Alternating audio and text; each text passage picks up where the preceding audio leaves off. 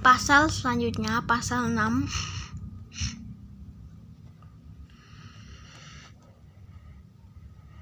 Tetapi Tuhan berfirman kepada Musa, "Sekarang engkau akan melihat apa yang akan kulakukan kepada Firaun, sebab dipaksa oleh tangan yang kuat.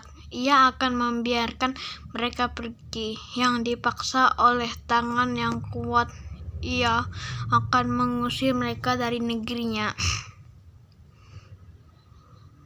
Perikop selanjutnya, pengutusan Musa.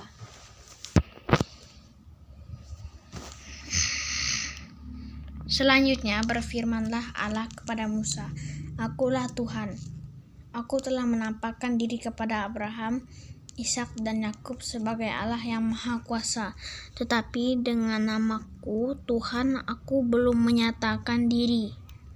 Bukan saja aku telah mengadakan perjanjianku dengan mereka untuk memberikan kepada mereka tanah Kanaan, tempat mereka tinggal sebagai orang asing. Tetapi aku sudah mendengar juga orang Israel yang telah diperbudak oleh orang Mesir, dan aku ingat kepada perjanjianku. Sebab itu katakanlah kepada orang Israel, Akulah Tuhan, akan membebaskan kamu dari kerja paksa orang Mesir, melepaskan kamu dari perbudakan mereka, dan menebus kamu dengan tangan yang teracung dan dengan hukum-hukum yang berat. Aku akan mengangkat kamu menjadi umatku, dan aku akan menjadi Allahmu, supaya kamu mengetahui bahwa akulah Tuhan Allahmu yang membebaskan kamu dari kerja paksa orang Mesir.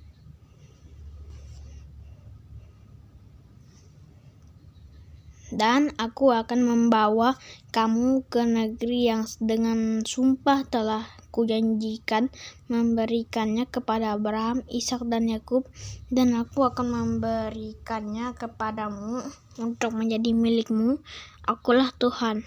Lalu Musa mengatakan demikian kepada orang Israel, tetapi mereka tidak mendengarkan Musa karena mereka putus asa dan karena perbudakan yang berat itu.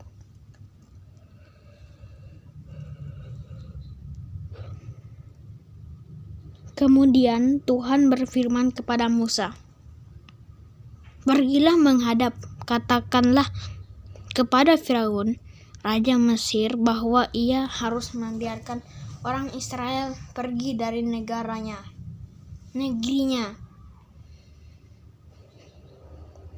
Tetapi Musa berkata di hadapan Tuhan, "Orang Israel sendiri tidak mendengarkan aku. Bagaimanakah mungkin Firaun akan mendengarkan aku? Aku seorang yang tidak petah lidahnya." Demikianlah Tuhan telah berfirman kepada Musa dan Harun, serta mengutus mereka kepada orang Israel dan kepada Firaun raja Mesir dengan membawa perintah supaya orang Israel dibawa keluar dari Mesir. Perikop selanjutnya, nenek moyang Musa dan Harun. Inilah para kepala kaum keluarga mereka, anak-anak Ruben, anak sulung Israel, Henok, Paru, Hezron, dan Karmi. Itulah kaum Ruben. Anak-anak Simeon, Yemuel, Yamin, Ohad, Yakin, Zohar, dan Zaul, anak seorang perempuan Kanaan. Itulah kaum Simeon. Inilah nama-nama anak Lewi menurut urutan kelahirannya: Gerson, Kehat, dan Merari. Umur Lewi 137 tahun. Anak-anak Gerson, Libni, dan Simei menurut kaum mereka. Anak-anak Kehat, Amram, Yizhar, Zepron, dan Uziel.